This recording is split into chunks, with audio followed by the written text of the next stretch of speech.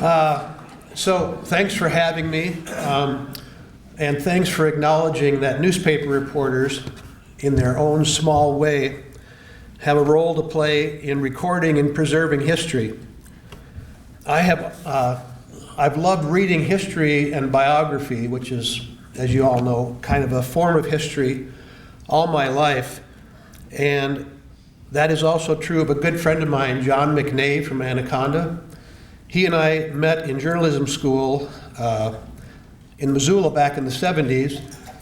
I went on to work at the Anaconda Bureau of the Montana Standard. And John worked for about 5 or 6 years and went back to college. And he got a master's degree and later a doctorate in history, and now teaches history at the University of Cincinnati.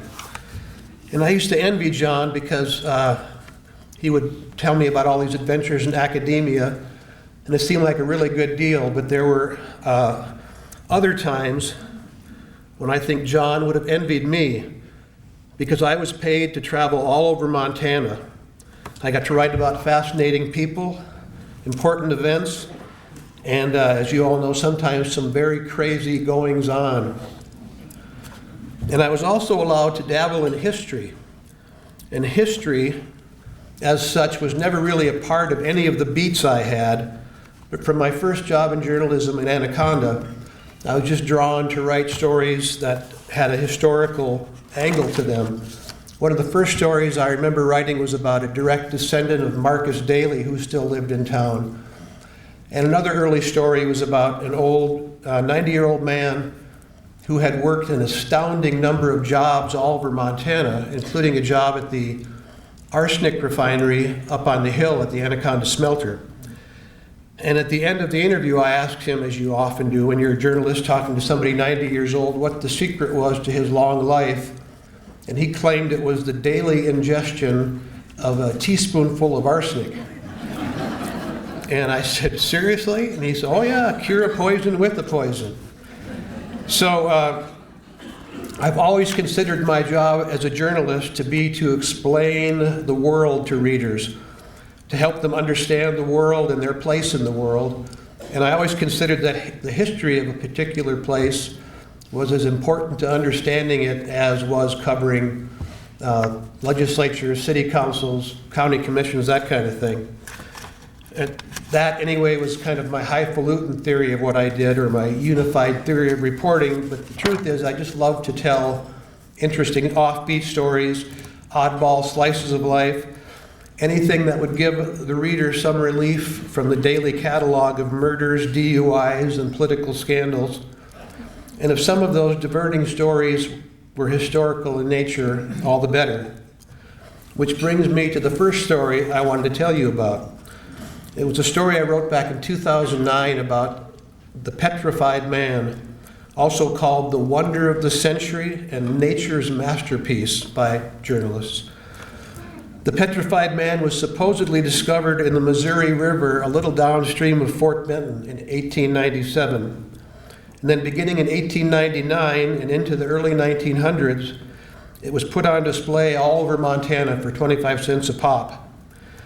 Early in 1900, its owner decided to extend the tour to Chicago and New York because he was making so much money in Montana.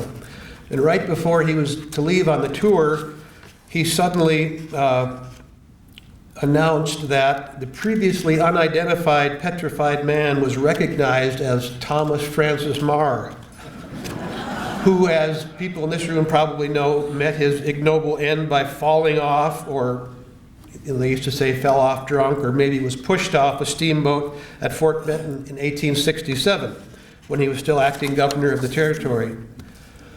And this far-fetched story about the new identification was reported in the New York World on the last day of 1899 with a Butte dateline, though I never did see a similar story from a Montana newspaper. But the New York World reported that the owner, who was himself a descendant of General Miles, had suddenly recollected the words of a miner who saw the Petrified Man in Butte. His words, it was reported, were, "It's the General! God rest his soul, it's the General!" Asked who he was referring to, the old miner answered, General Marr, surely, if that is not the hand of Thomas Francis Marr, may my own hand be withered. They never explained why General Marr had a funny hand, but anyway, so it went. Newspapers of the time in Montana and elsewhere were fully complicit in the dissemination of what we would now call fake news. By the way, one of the presenters at this conference, Ken Robinson, right over here at the front table, he lives in Great Falls and does much of his work in Fort Benton.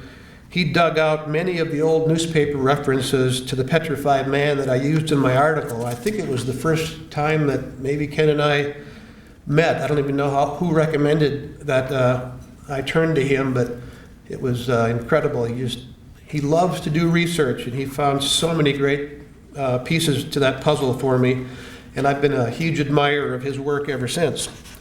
Anyway, I doubt that the reporters and editors of that day, who were probably just as skeptical and cynical as reporters and editors are nowadays, really believed in the Petrified Man. I'm sure that to them it was just another fun story, probably just harmless fun. It was certainly fun for Mark Twain.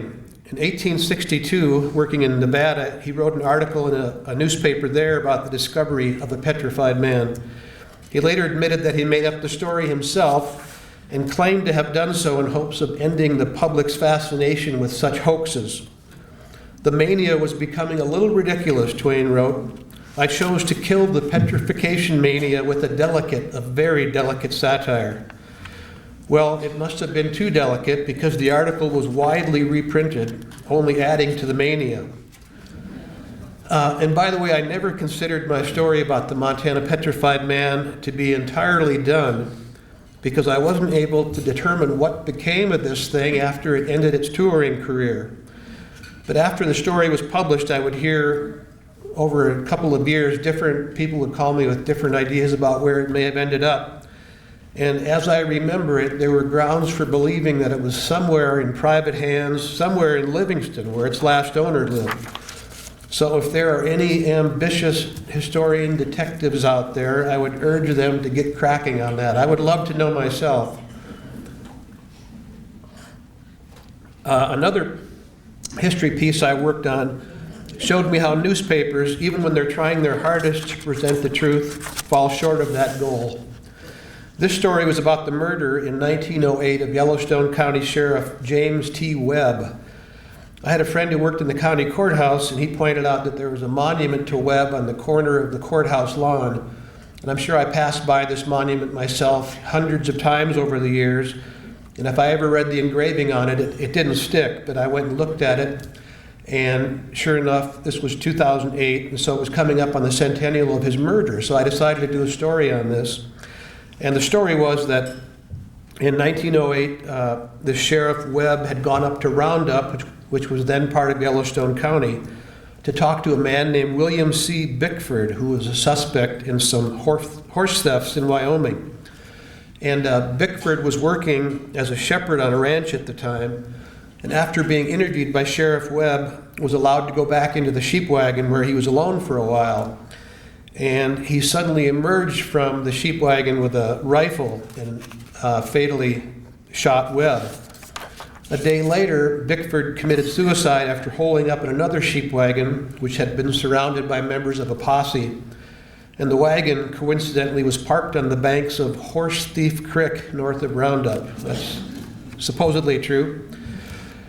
I did most of my research for this article in the files of two newspapers, the Billings Daily Gazette, which came out in the morning, and the Billings Daily Journal, which was an afternoon paper. And though they both agreed that the murder of Webb was a huge story in the relatively new city of Billings, they agreed on little else.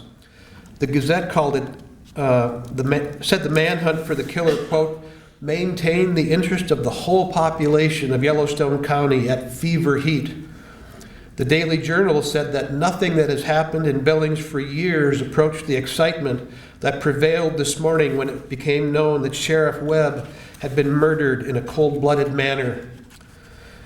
But they disagreed with each other on material fact after material fact, offering stories that were in conflict with each other almost paragraph by paragraph. They even had different spellings of Bickford's name. It was a sobering reminder of how difficult it is to get everything right, particularly on a breaking news story. And I would like here to offer up a blanket apology for all historians, past, present, and future, who have used any of my news stories as the starting point of their research. And I think the closest I ever came to writing the sort of history that people in this room are used to writing was a long story I wrote in 2003 about a Buffalo soldier named Horace Bivins. The story arose, as probably few of your research papers do, in a secondhand store in Missoula where I was poking around, and I came across a book called Fort Custer on the Bighorn, 1877 to 1898. And one of the chapters was about this Bivins, who was born on a farm in Virginia shortly after the Civil War to free black parents. And he later rose to prominence in the U.S. Army, in which he was said to have been the only man ever to win 3 Army marksmanship gold medals in 1 year. And he did so while serving in Fort Keogh over in Miles City in 1894.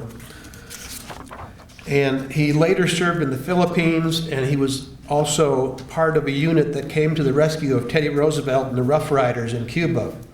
Then he served for a time in Fort Missoula and retired to Billings after his service.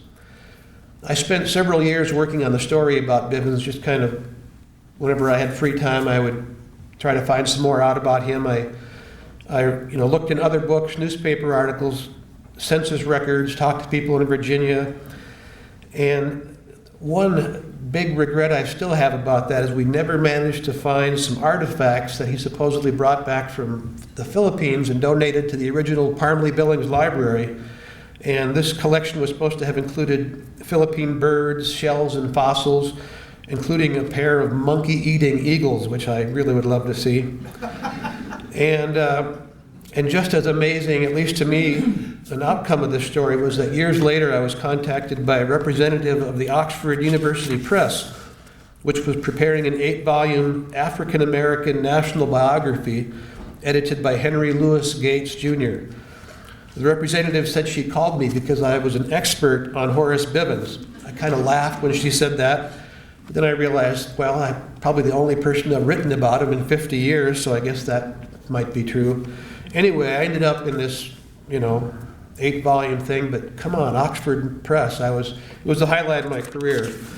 And so here's another tip for anyone willing to follow up on it. The one question I was never able to answer about that story was what happened to Bivins after he left Billings in 1949, supposedly bound for Philadelphia.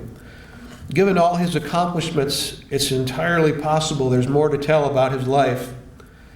And as part of my research for the story, I spoke by phone with a man in San Francisco who was convinced that Bivins was his grandfather. He said Horace Bivins took a Filipino wife, so-called, during his service in the Philippines, and that his father was the fruit of that union.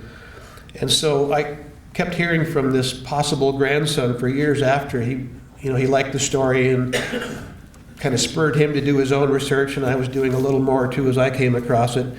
Anyway, and when I was cleaning out my files a few months ago, I came across my Horace Bivins file about that thick. I'm convinced there's a book in there, which I'm probably not going to write, but if anybody else is interested, just give me a call. And that brings me to my last story. And this one is notable because it reminds us how very recent our oldest history is here in Montana. This story was about a man named Joseph Cochran, who was the first settler to file a homestead claim in what would become Yellowstone County. In that same year, 1877, was the year that the group of about 800 Nez Perce Indians conducted the epic fighting retreat from Idaho to just south of the Canadian border, where they surrendered in the Bear Paw Mountains. And during that flight, a small raiding party split off from the main group under Chief Joseph, who was moving up Canyon Creek to the west of here, and the raiding party continued east along the Yellowstone River. And they came upon Cochran, who was cutting wood on the south side of the river with some other men, and they didn't know they were Nez Perce, but they saw these Indians up the river at a ford near their camp. And of the 6, they sent the oldest man over to parley with Cochrane, who was armed with a rifle, but just after a short conversation, they continued on their way without incident. However, Cochrane soon discovered that they made off with his horses, which had been grazing a little downstream. And then when Cochrane got back to his homestead, he learned that 2 wolfers who had been staying on his property in a tent were murdered, and that a number of his belongings had been carried off, including saddles, a tent, large supplies of foodstuffs, a silver watch, and, quote, 3 suits of woolen underwear. He duly filed a depredation claim for $654.50 with the government. The claim was eventually approved by Congress, but when Cochrane died in 1938, the claim was still unpaid. And here's the amazing part of the story. I first wrote about Cochrane's claim in the year 2000, 123 years after the Nez Perce raid. And I wrote about it because his daughter, who was living in California, was still trying to make good on the claim. And yes, that was his daughter. I wrote about his claim about maybe, I think 4 times, maybe one more mention, but at least 4 times over the next 10 years. The last time in 2010 when his daughter, Kate Dotson, was coming up on her 100th birthday. And every time I wrote about Cochrane, I'd have to do the math again because my editor and we just always you just couldn't believe again that I was speaking with this guy's daughter. I mean, here it was, this guy whose claim against the government had been filed more than a decade before Montana became a state. But as I learned, Kate was the last of 10 children born to Joseph Cochrane when he was in his 60s. So there I was talking to this man who was the daughter of a man directly involved in one of the most important scenes and one of the most momentous incidents in Yellowstone County history, and which happened at a time that seemed impossibly distant. And although this isn't entirely related to the rest of this, I can't resist reading it to you because it involves Chief Joseph. In 1882, on what's the Oakland Reservation, what is now Oklahoma, where they had moved Chief Joseph and the Indians under his command were taken there after their surrender. And in 1882, the Indian agent convened a council specifically to talk about this claim filed by Joseph Cochrane, because at the time, apparently, it was still thought possible that the Nez Perce were somehow going to pay him back.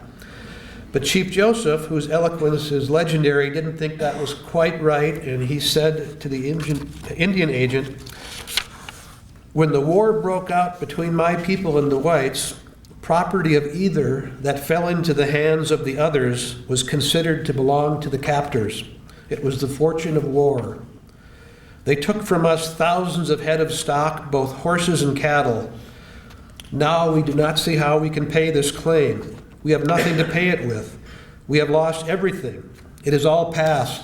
And if I should see a white man with one of my horses that I had during the war, I would not wish to recover it, as the circumstances are all changed. I would say to him, I'm glad you have got it." How can you not love that guy? So let me tell you where the Cochrane story ended, by the way.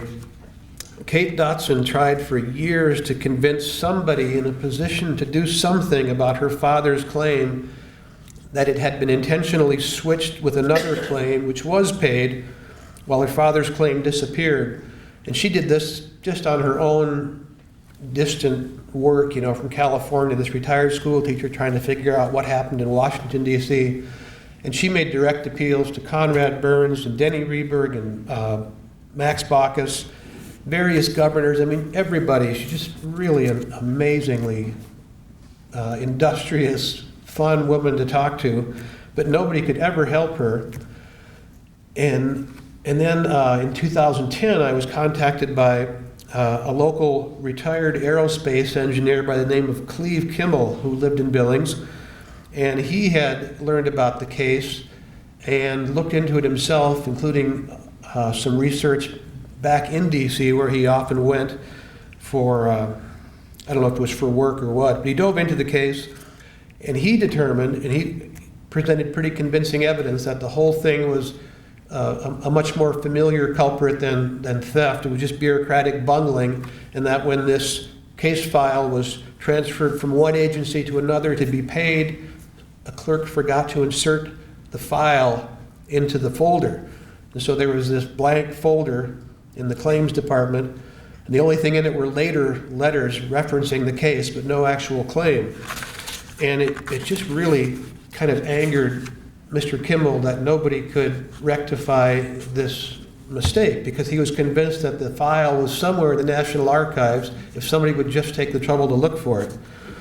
And I should also say that working with Cleve Kimmel was a reminder of how often over the years I would run into people like him. A surprising number were retired federal workers who took up history as a hobby and just did amazing research in this county and up and down the Yellowstone Valley. And there's just so many of them around here who've done really professional work to advance our knowledge of history. Anyway, that unpaid claim, Mr. Kimmel says, is still waiting to be found. Yet another unsolved mystery from Montana's past, which I never had the time or resources to resolve. So it's not for nothing that journalism has been called the first draft of history. I wish you all luck in getting to the final draft of the incomplete stories that we journalists occasionally throw your way. Thank you.